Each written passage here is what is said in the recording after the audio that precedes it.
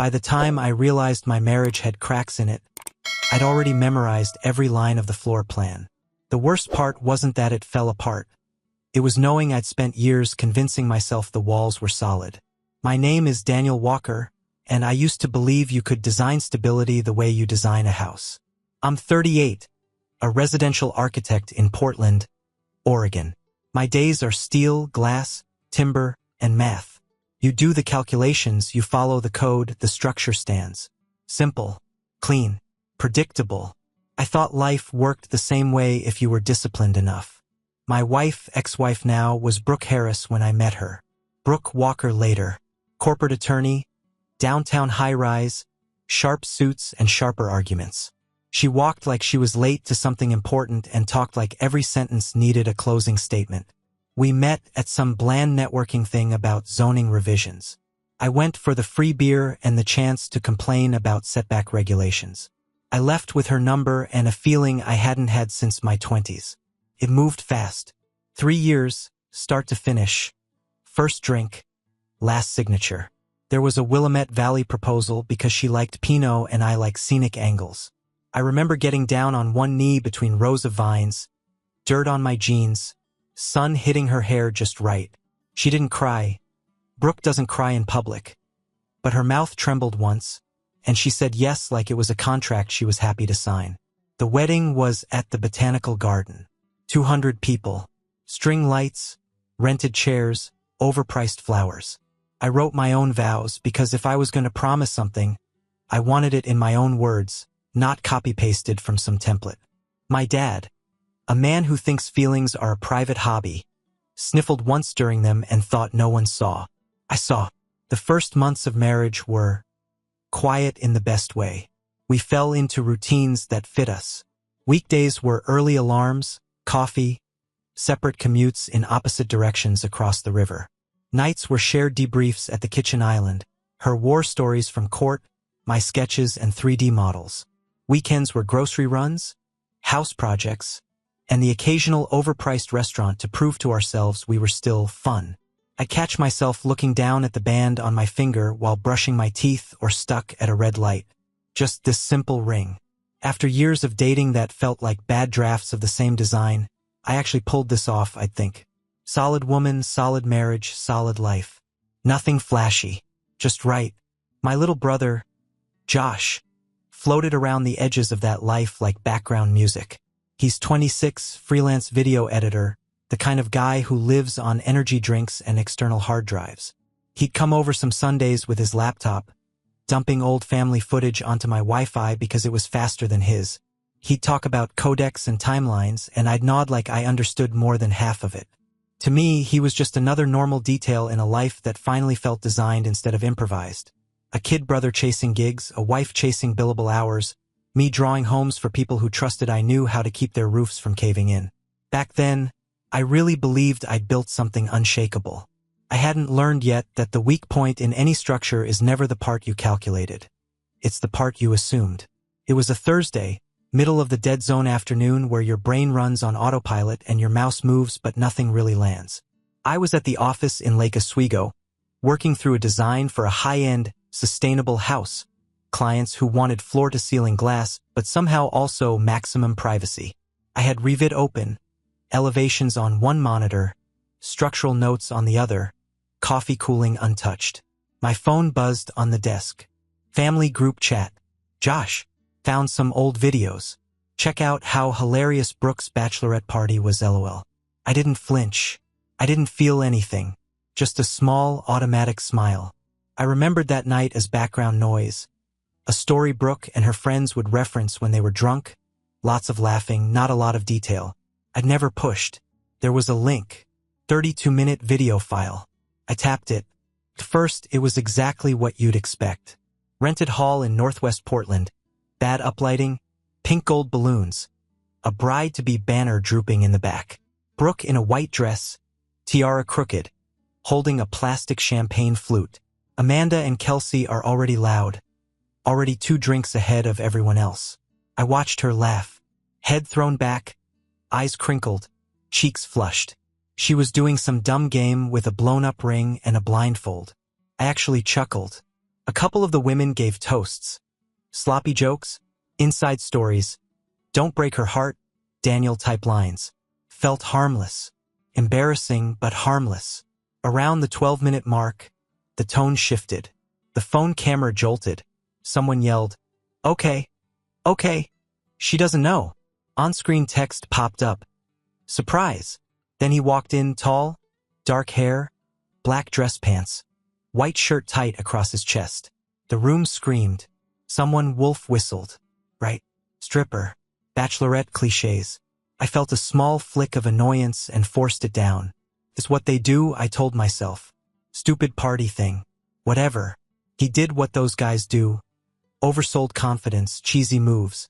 Brooke sat in a chair, laughing, hands over her face at first. The noise in the room was constant. Shrieks, phone cameras, drunk commentary. Then I watched her pull his tie. Not an accident. Not. He leaned in and I froze. Her hand, deliberate, fingers around the fabric, tugging him closer. She settled into the chair, let him move against her like she'd rehearsed it.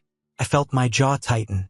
At 13:40, she reached up, grabbed his face with both hands, and kissed him. Not a joking peck, not a dare. Full, deep, unhurried. The room exploded screams. Laughter. Someone yelling, "Damn! Brooke!" I didn't hear any of it. Everything went silent in my head. A second later, the camera angle shifted and I saw her stand, take his hand, and pull him toward a side door at the back of the hall. The phone followed for a couple of steps, caught the corner of his grin, her back, then lost them as they disappeared off-frame. The video kept rolling. 15 full minutes. I watched the room stumble along without her. More drinks, bad dancing, random small talk. No bride, no stripper. When she came back into frame, her dress was wrinkled, lipstick smeared off, hair slightly out of place. She looked light, loose, like someone who'd gotten something out of her system. She sat back down with her friends. Amanda leaned in, said something in her ear. Brooke laughed. That dazed, floaty kind of laugh. Someone yelled, "Finally!" Like a punchline landed. I checked the time bar. 15 minutes gone. Back at my desk, my mouse slid over the plans without me. I rewound to 13:40. I watched the kiss again. The way she pulled him in, not the other way around. Rewound. Watched her lead him out. Watched the empty space they left. For years, I trusted who she was when I wasn't looking.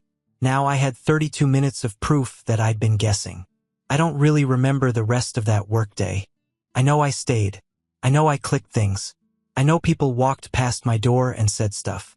But all I saw was that chair, that tie in her hand, that 15-minute gap you can't explain with oops. By the time I drove home, the video was burned into my head frame by frame. I was sitting in the living room when she came in. Lights low, phone in my hand. The video paused on that exact moment, her mouth on his hand on the back of her neck.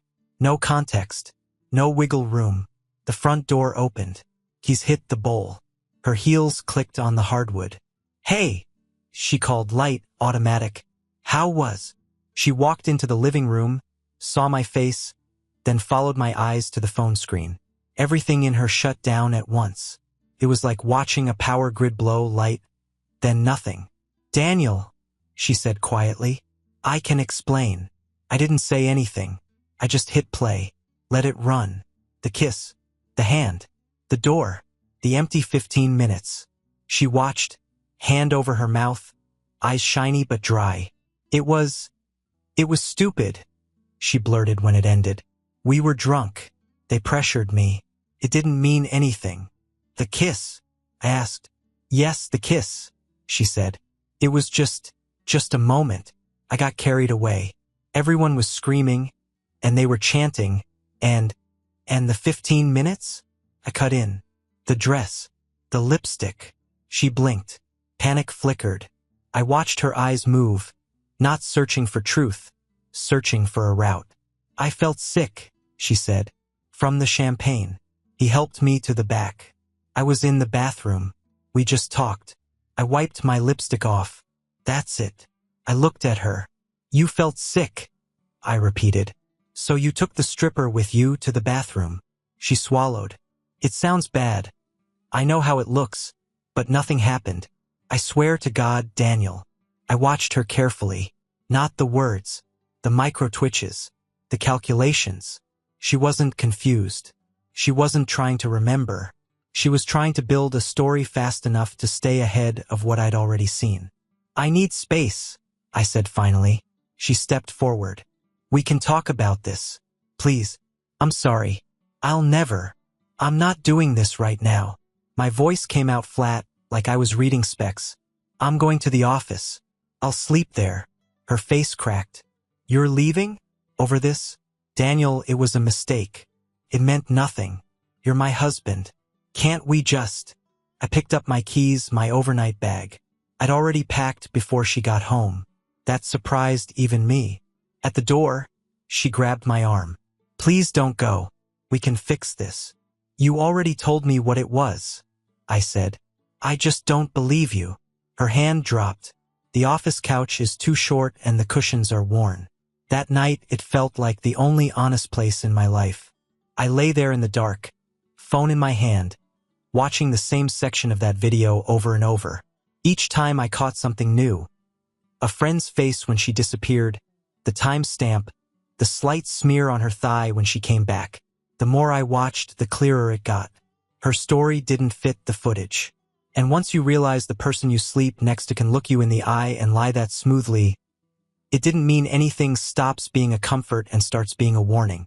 I didn't sleep much on that office couch. I just lay there staring at the ceiling tiles, feeling something ugly but clean settling in. I couldn't trust a word out of her mouth. By sunrise, the decision was made. I didn't want apologies. I wanted facts. On my drive home to shower, I called a number I'd saved months earlier and never thought I'd use. Frank Miller, former cop turned PI. An older architect in the firm had used him during his own divorce and described him as expensive, blunt, and worth it. Frank picked up on the second ring. Voice like gravel. Miller. My name's Daniel Walker, I said. I was referred to by Tom Hutchins. I have a situation with my wife. He didn't say I'm sorry. He said, tell me what you've got. I laid it out in a flat voice. Bachelorette video, kiss, 15-minute disappearance, her story about champagne and just talking. No emotion, just data points. I'm good at those. He listened, then asked 3 questions. Date of the party, full legal name, maiden name. No judgment, no surprise. I can identify the guy, he said. If he works for a company, we'll have him in 48 hours. A deeper background takes longer. When we hung up, I felt not better, but less crazy. Like I'd handed the mess to someone whose job was to separate truth from bullshit. Monday morning, he called back. Your stripper's name is Tyler Brooks, Frank said. 29. Works as a stripper and personal trainer. Hired through a company called Platinum Nights. Let's just say the reviews suggest he's popular with clients. There was a pause. Look, he added. There's one line I can't cross for you, but you can. Check her phone.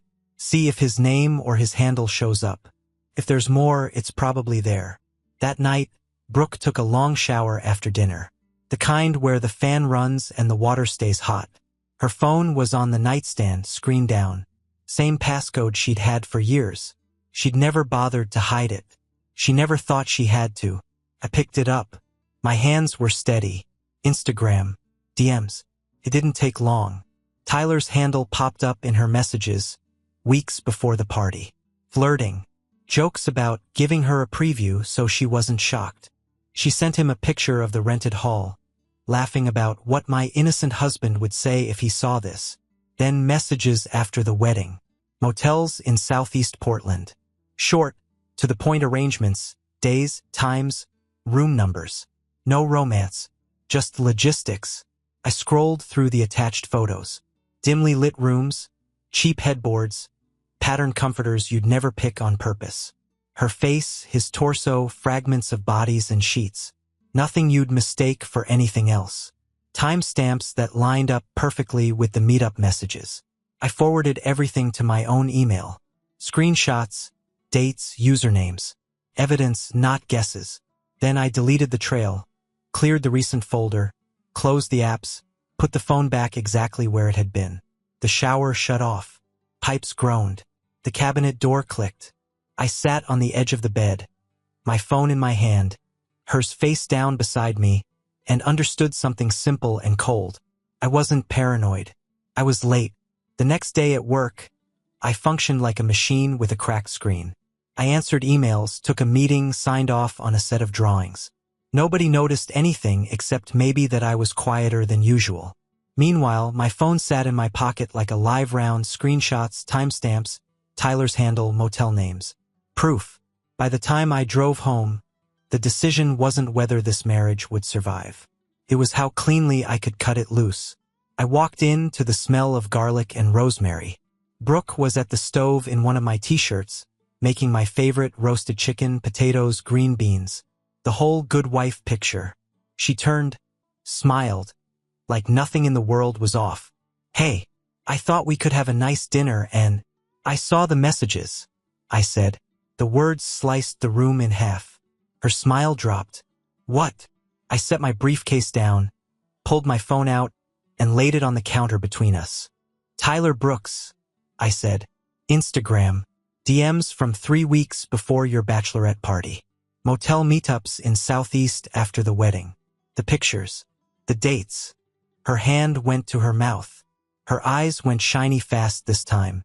"Daniel, don't say I can explain," I cut in. "You already tried that. This time I want the truth." She stared at the phone like it might bite her. Then her shoulders slumped. "Okay," she whispered. "Okay, yes. I kissed him at the party. Yes, we had sex." "How many times?" I asked. She shut her eyes for a second. When she opened them, they glossed with tears. "3, she said. "The party, and 2 times after. At the motel. That's it. It's over now. I swear to God. It's over." I let the number sit between us. "Why?" I asked. That was the only word that mattered. She gripped the counter like the answer might be hiding in the granite. "I don't know, I freaked out. Okay? Everything felt so perfect. Our life, the wedding, the house. You're so stable, Daniel. So good. I felt like I was disappearing into this perfect thing, and I got scared I'd never feel anything again." I laughed once. Sharp. "So you went and rented feelings by the hour." "That's not fair," she snapped, then pulled it back. "He was just adrenaline. No expectations. No pressure. It wasn't about love. I love you. I always loved you. He was just sex," I supplied. She winced. "Yes, just sex. A stupid, selfish way to feel alive for a second. I know how it sounds, but I swear, it didn't mean anything compared to us." "Didn't mean anything," I repeated. "You keep saying that like it makes it smaller." She stepped toward me, tears running now. "Please, we can go to therapy. We can work through this. I'll cut him off. I already did. I'll change my number. I'll do whatever you want." I watched her, really looked. She was terrified. But it hit me that she wasn't terrified of losing me as a person. She was terrified of losing the life attached to my name. The house I bought before her, the stability, the reputation, the narrative she'd built around being Brooke and Daniel. "I talked to a lawyer," I said. She froze. "What?" "Before I checked your phone," I said. "Before I knew about the motels. I had a feeling I'd need one. Papers are drafted. You'll be served soon." She shook her head like she could knock the words out of the air. No, you can't, Daniel, this was a mistake. Terrible mistake. People come back from worse than this. Don't throw us away over." "I'm not throwing anything away," I said quietly. "You did." She reached for me. I stepped back. "You had 3 chances to choose me," I said. "At the party when you pulled him out of that room. The first time you went to that motel. The second time.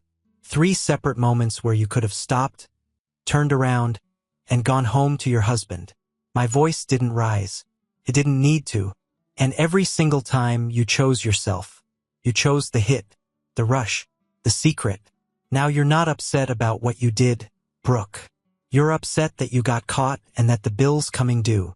She covered her face and sobbed, the kind of ugly crying she never let anyone see. Please, Daniel. I'll do anything. I can change. I can. I believe you're sorry, I said. I just don't believe you're safe. We stood there in the kitchen with the chicken in the oven and the timer ticking down like some sad joke. I'll move my stuff out over the next few days, I said. I'll stay with a friend until the paperwork's done. My lawyer will handle the rest. Don't try to spin this. Don't try to smear me. I've got everything I need on my phone. She stared at me like she didn't recognize the man in front of her. Maybe she didn't. I picked up my briefcase, turned toward the door. Daniel, she said, voice breaking.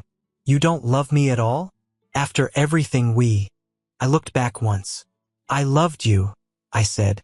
But I'm done loving someone who treats my life like a thrill ride they can jump off of whenever they're bored. I walked out to my car, heart pounding, throat tight, vision clear. I was shattered, yeah. But underneath the wreckage, there was a strange, solid line. One decision that finally felt like it was mine and not some story I'd been talked into. She didn't love me. She loved the life I built. And I wasn't about to let her keep living in it. A few days after the kitchen showdown, I was in my office staring at a site plan that refused to resolve in my head when reception buzzed. Daniel, your wife is here. Says it's urgent. I almost told them to send her away. Instead, I told them to put her in the small conference room. Neutral ground. She was sitting at the end of the table when I walked in, elbows on the wood, something small and white clenched in her hand. Her eyes were red like she'd been crying for hours. Daniel, she said, please sit. I didn't. Say what you need to say. She opened her hand and set a plastic stick on the table like evidence. 2 pink lines. I didn't need the box. I'm pregnant, she said. Her voice trembled just enough. It's yours. For half a second, less than a breath, some buried part of me twitched. Old wiring. The idea of being a dad, teaching a kid to throw a ball, build something, look at a drawing and see more than lines. It flickered. Then the dates lined up in my head like hazard lights. I looked at the test, then at her. When did you find out? I asked. 2 days ago, she said. I wanted to tell you in person. I thought maybe this could change things. When was your last period? She hesitated. 6 weeks ago. I don't track it that closely. I did the math. Our sex life had been thin for months. Meanwhile, I had motel dates burned into my brain 3 weeks ago, 5 weeks ago. I want a paternity test, I said, before we discuss our baby. She went pale. Are you serious? Daniel, you really think I don't think, I said. I know you slept with him. I know when. I know how many times. I'm done taking your word for anything. We'll do an early test. If it's mine, I step up. If it's not my problem or my responsibility. She leaned forward, desperate. It is yours. I know my own body. I know when. You didn't know enough to keep your clothes on with another man, I said. So forgive me if your sense of timing doesn't reassure me. She flinched like I'd slapped her. Fine, she whispered. We'll do the test. But you're going to feel so stupid when it says you're the father. Then I'll apologize, I said. Until then, this is just a positive stick and your word. And your word is worth exactly 0 right now. The week waiting for that test result was a strange kind of limbo. Part of me hoped it was mine. Not because I wanted her back, but because the idea of my kid existing without me involved felt wrong. Another part of me, the colder part, was sure the math wouldn't lie. The email came in on a Tuesday afternoon. No fanfare, just a notification from the lab. I closed my office door, sat down, and opened the PDF. Probability of paternity, 0%. I stared at the number. It didn't feel like a punch. More like a verdict everyone already knew, finally read aloud. I picked up my phone and called her. She answered on the second ring, voice tight. Did you get it? It's not mine, I said. It's his. Silence. I could hear her breathing, then a small sound, somewhere between a sob and a curse. I hung up. The next day, my phone rang again. Unknown number. I let it go to voicemail. Then I saw the transcript and called back. Daniel? A woman's voice said. It's Carol, Brooke's mother. Hi, Carol. I heard about the baby.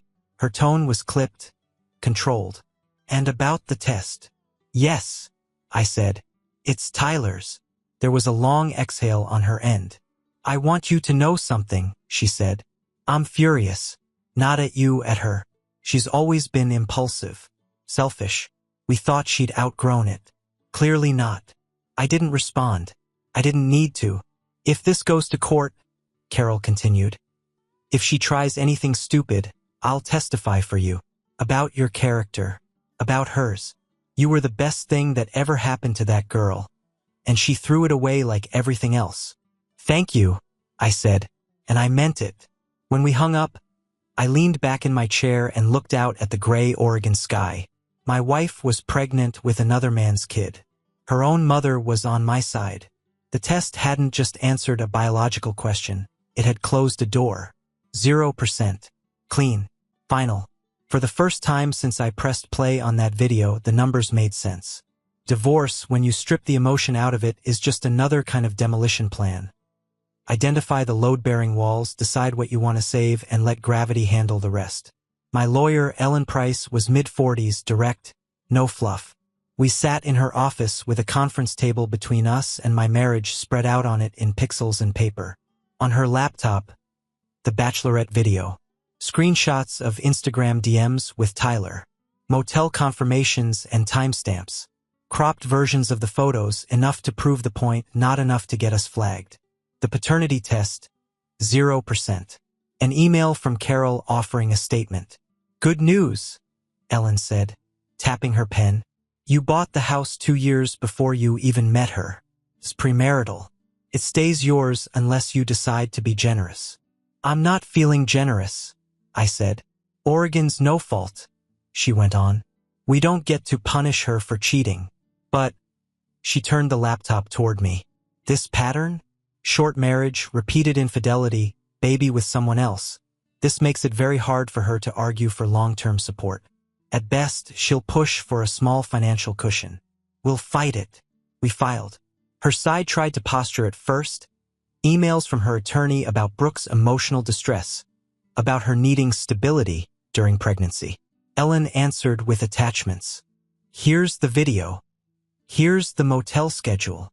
Here's the 0% paternity test. Here's her own mother volunteering to testify for my client. The tone shifted fast. We settled most of it in conference rooms, not a dramatic courtroom showdown. That's how it usually goes.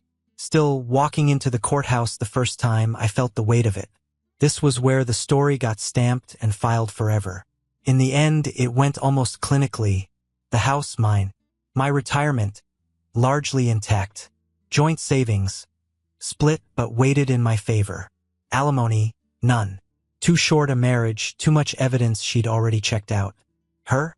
Free to chase child support from Tyler, assuming she could ever find him. They tried. Her lawyer filed notices. Tyler ghosted, changed numbers, bounced between cities. Frank dug a little more for me just out of curiosity. Turns out Brooke wasn't his first pregnancy and run story. Or his second.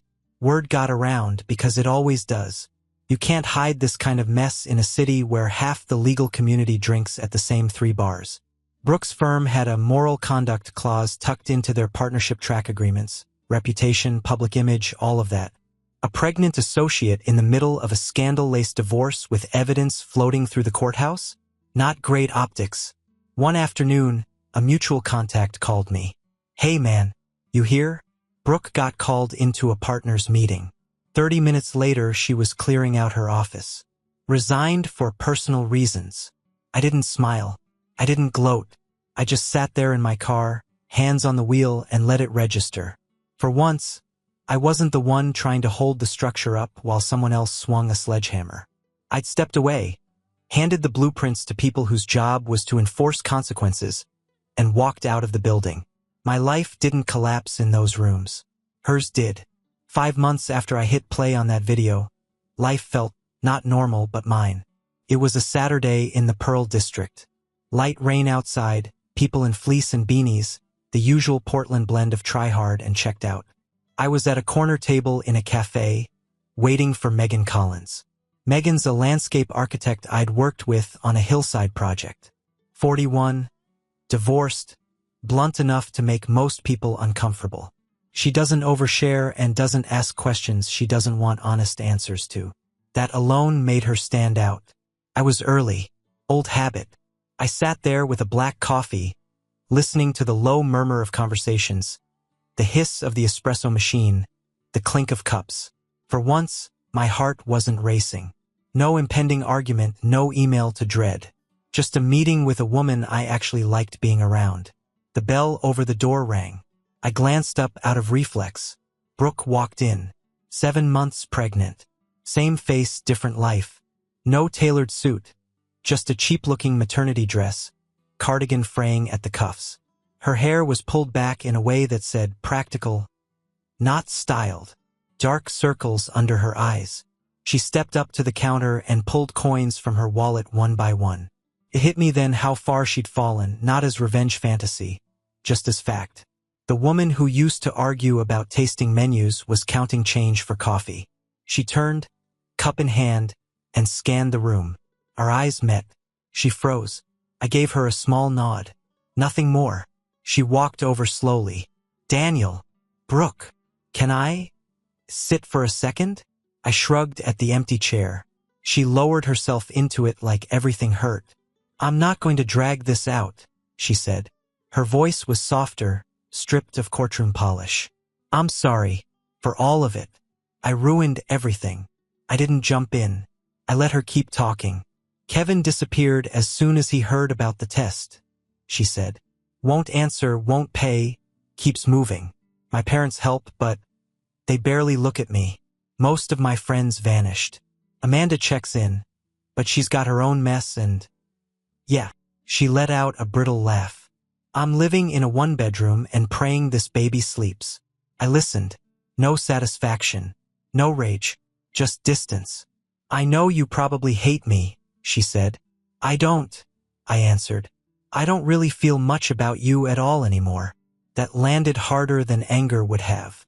I believe you regret this, I added. I just don't think you regretted it when you kissed him, or when you went to that motel the first time, or the second. Regret showed up when everything collapsed, not when you made the choices. She swallowed, eyes wet. You're right, she whispered. No defense left. The bell over the door rang again. Megan walked in, jeans, boots, hair still damp from the rain. She saw me, smiled, and started toward our table. Brooke followed my gaze, then looked back at me. Something passed through her face.